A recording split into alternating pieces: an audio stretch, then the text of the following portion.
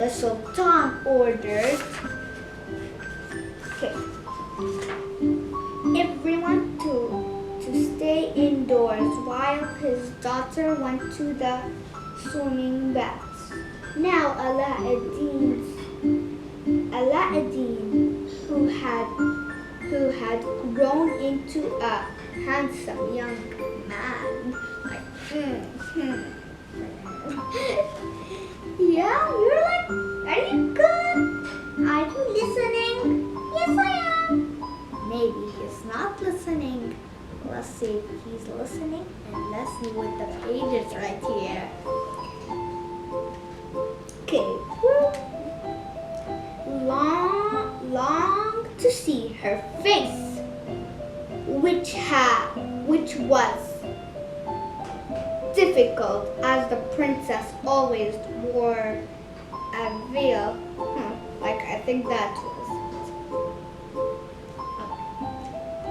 On the day she was to travel, Aladdin began a door and watched the princess. She looked so beautiful that Aladdin fell in love with her at first sight. Aladdin rushed home and told his mother of his new love. On hearing this, Aladdin's mother burst out laughing, like but she obeyed her son's request to go before the Sultan and make his feeling known. She took the jeweled fruits from the enchanted garden as gifts for his majesty. The Sultan was thoroughly amazed, but simply could not allow his daughter to marry a man who was not a prince. The Sultan proposed an impossible request for Aladdin, one that no man could ever fulfill. What does that mean? Good woman. If your son is to marry my daughter, he must send 40 bowls full of jewels, carried by 40 salves in splendid dress. But Aladdin summoned the genie of the lamp, and within seconds the slaves arrived, filling the house.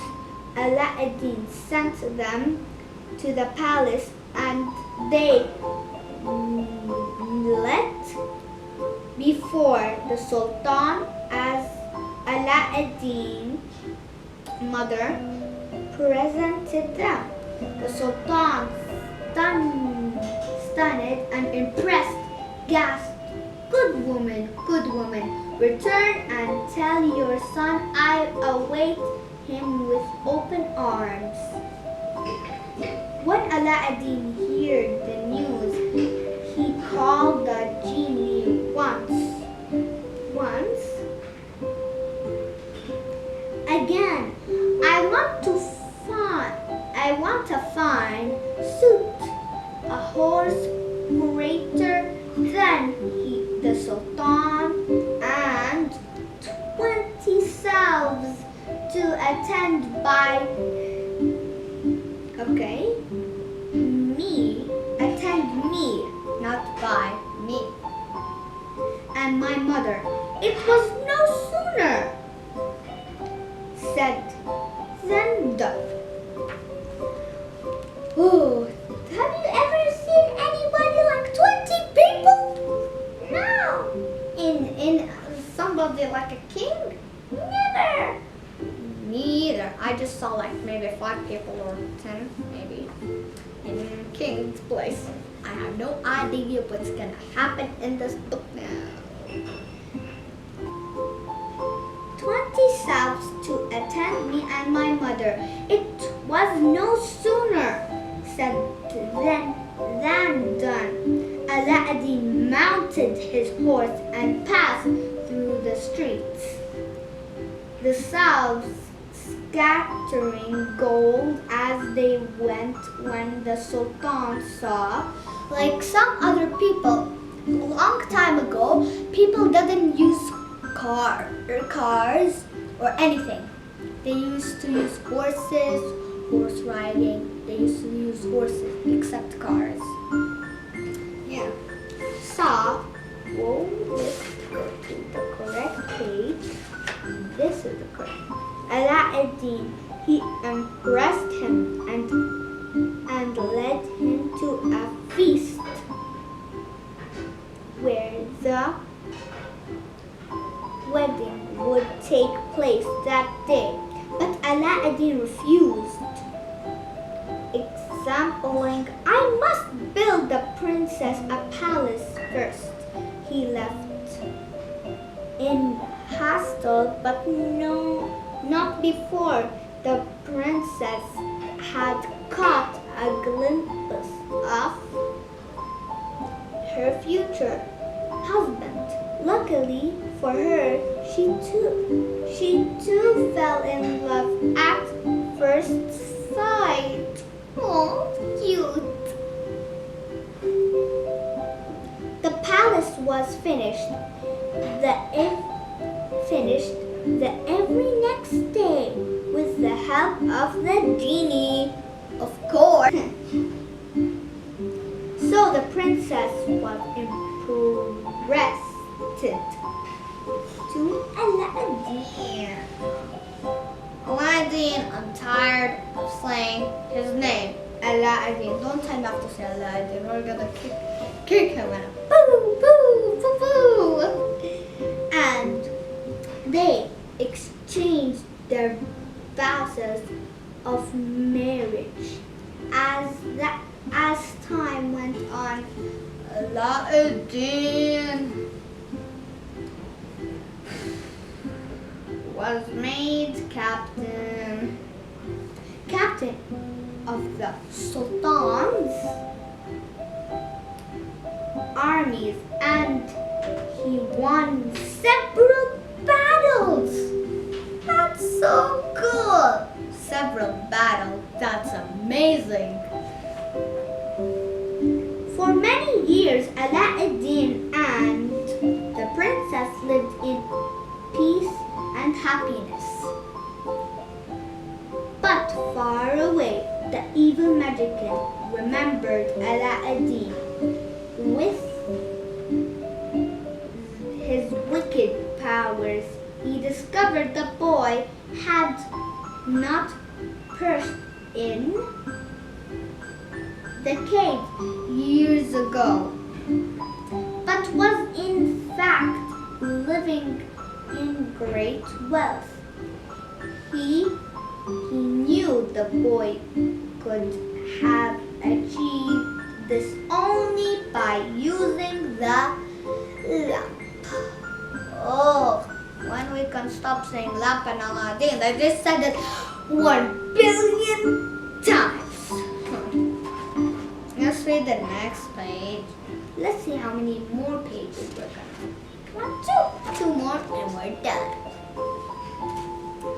The magician thought of an evil plan. First, he bought 10 lamps from the market and put them in a basket. Next, he waited outside the palace until he saw Aladdin leave the grounds. Then he approached the palace door shouting, "New lamps for old! New lamps for old!" The princess heard the magician, who was pretending to be an old fool. She felt sorry for him, and at the end of the day, exhausted, he came to a river. He knelt down to pray. In doing so, he rubbed the magic ring had been wearing all these years. The genie he had seen in the cave appeared and asked Aladdin for his wish. "Please," said Aladdin, take me to my wife." Aladdin found himself beside his beloved princess. The couple greeted each other with such love. That night, he hatched a plan for their escape. Early next morning, Aladdin sneaked out the palace and to the nearest market, where he bought some sleeping powder.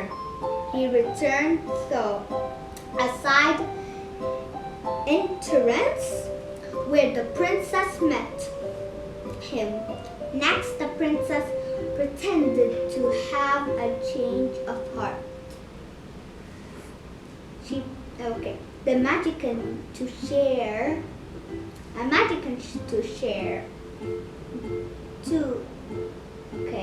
Let's see where we want. The magician to share a pot of tea with her. When he wasn't looking, she put the sleeping powder in his cup. Within minutes, the magician fell asleep with the teacup still in his hand. The princess then opened the door to Aladdin, who quietly approached the evil magician and very gently took the lamp from his pocket. Straight away, Aladdin asked the genie to take them home to their palace. Meanwhile, back home, the Sultan was staring out of his window, worried about his daughter. Suddenly, he had to rub his eyes for stood. The palace has before.